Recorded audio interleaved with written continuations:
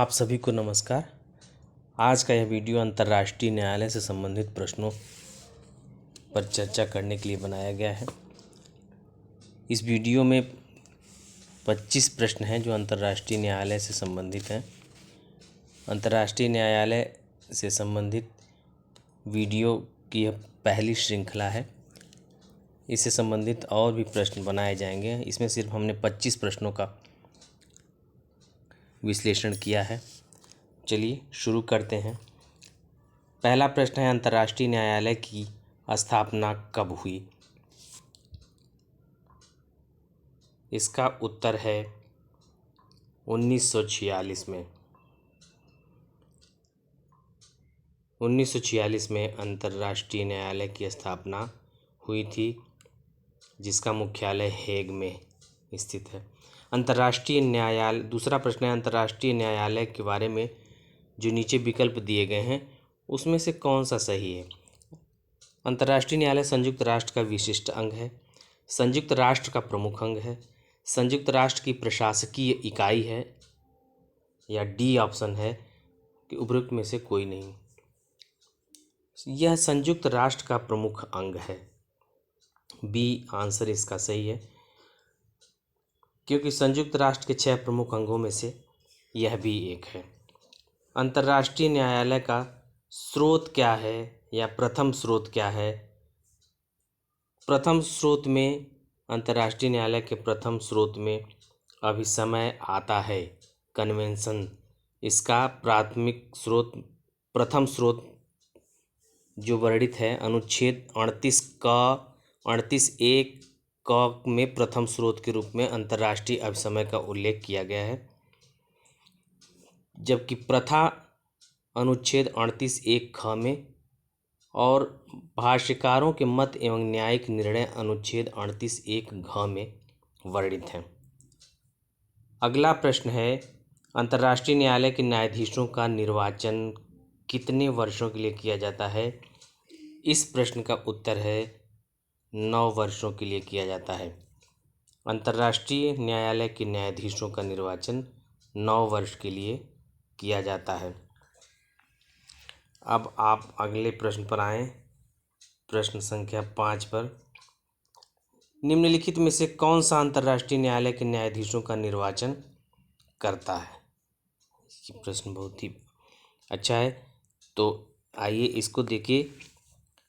महासभा एवं सुरक्षा परिषद एक दूसरे से स्वतंत्र रूप में।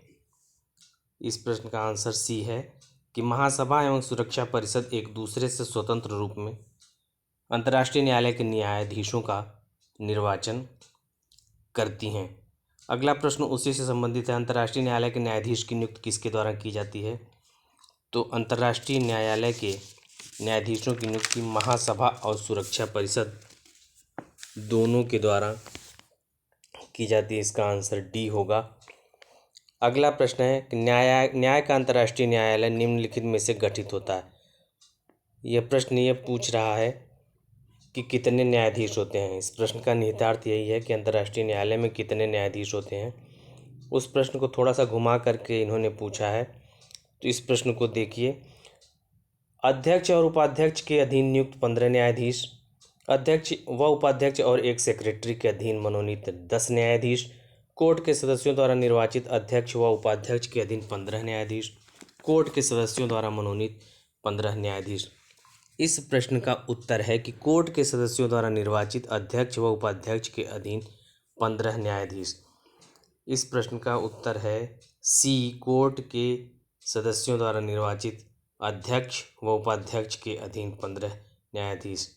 इसका मतलब ये हुआ कि 15 न्यायाधीश जो होते हैं उन्हीं में से अध्यक्ष और उपाध्यक्ष का निर्वाचन हो जाता है। इस प्रकार अंतर्राष्ट्रीय न्यायालय में 15 न्यायाधीश होते हैं। अगला प्रश्न है कि न्याय का अंतर्राष्ट्रीय न्यायालय में कुल 15 सदस्य होते हैं, परंतु उनमें से कोई भी 2 सदस्य एक राष्ट्र का नहीं होता है।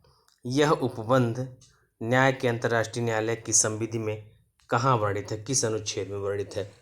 इस प्रश्न का उत्तर है यह अनुच्छेद 3 में वर्णित है। अनुच्छेद 3 में यह बात बताई गई है। अगला प्रश्न आइए।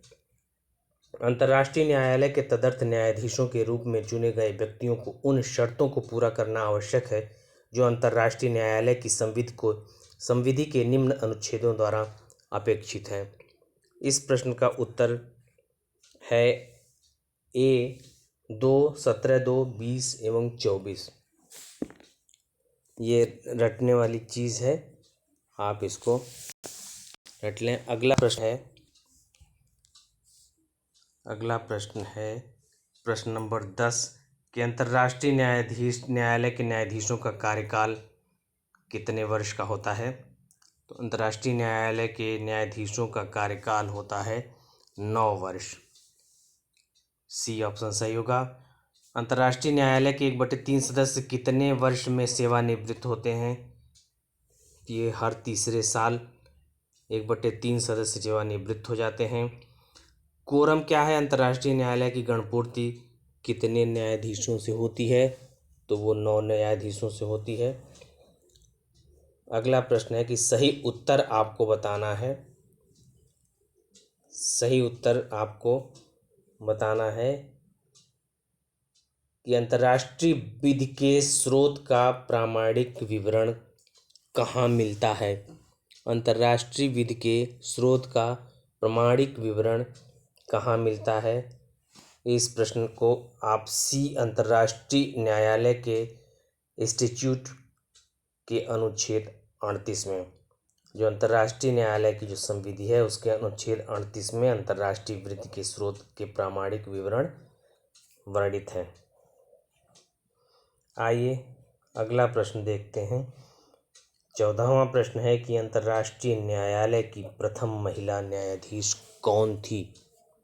अंतर्राष्ट्रीय न्यायालय की प्रथम महिला न्यायाधीश कौन थी? ये प्रश्न रिपीट हो सकता है कहीं भी। रोजलिन हिंगिस नाम है। डी नंबर है इसका। डी ऑप्शन सही होगा। इसमें रटने का है कि रोजलिन हिंगिस अंतर्राष्ट्रीय न्यायालय की प्रथम महिला न्यायाधीश थीं। क्वेश्चन नंबर 15 है कि सभ्य राष्ट्रों द्वारा स्वीकृत सामान्य सिद्धांत अंतर्राष्ट्रीय न्यायालय की संविधि के किस अनुच्छेद में वर्णित हैं? सभ्य राष्ट्रों द्वारा स्वीकृत सामान्य सिद्धांत अंतर्राष्ट्रीय न्यायालय की संविधि के किस अनुच्छेद में वर्णित हैं? इस प्रश्न को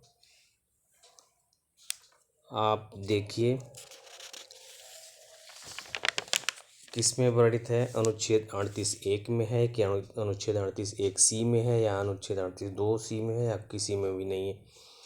तो इसका उत्तर है अनुच्छेद 38(1)(c) बी सही होगा। इसका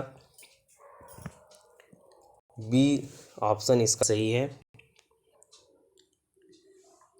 अगला प्रश्न है कि अंतर्राष्ट्रीय न्यायालय के संविधान के अनुच्छेद 28 के खंड 1 के अनुसार अंतर्राष्ट्रीय न्यायालय द्वारा विधि के नियमों का अवधारण करने के लिए प्रयोग किया जा सकने वाला कौन सा एक सहायक साधन है?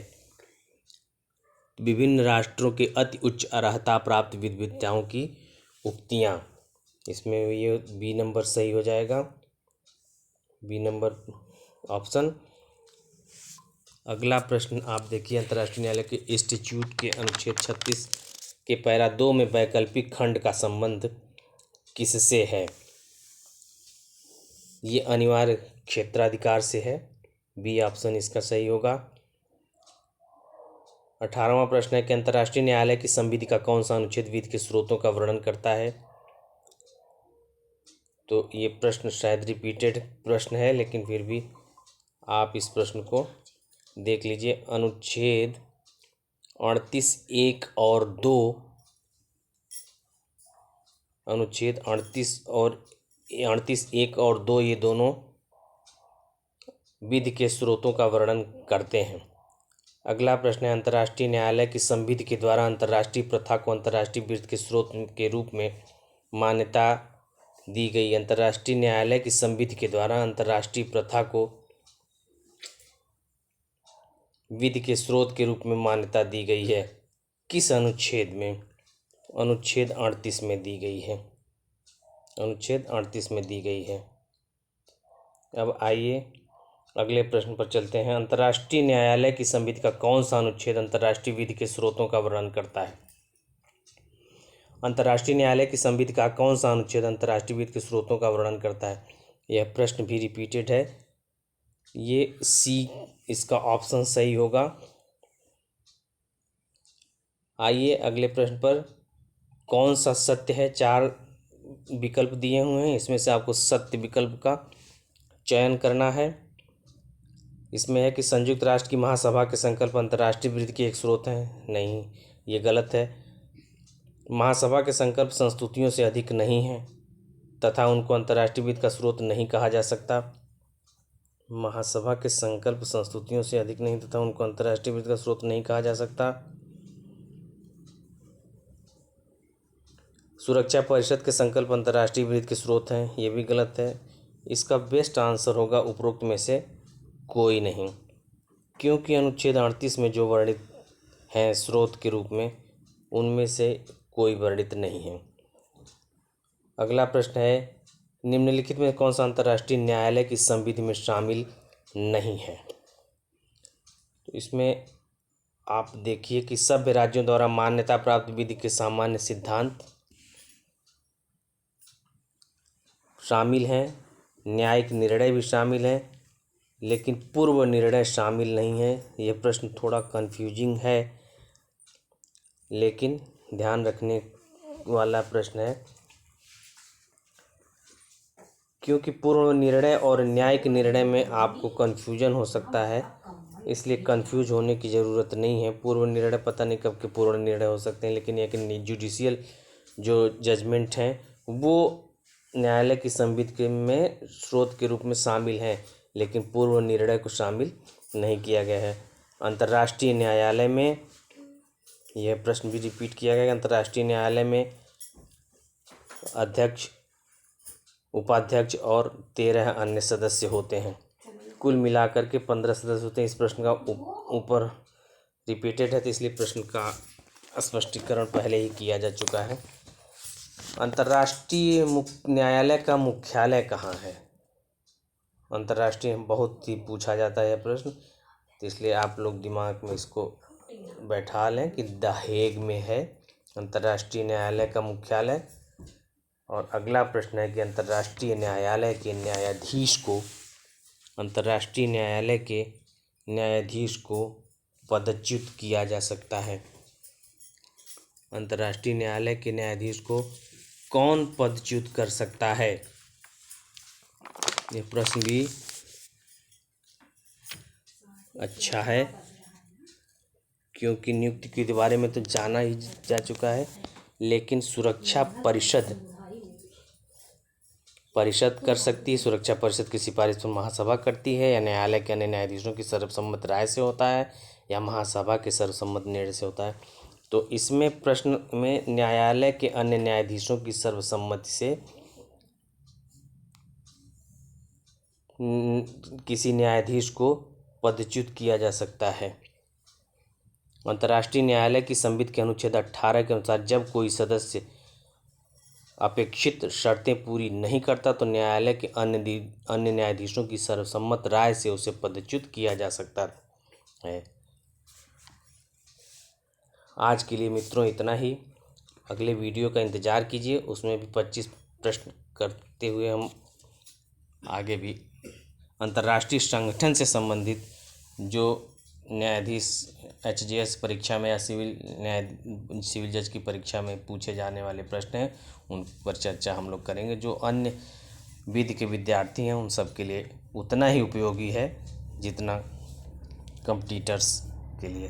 तब तक के लिए जय हिंद, जय भारत।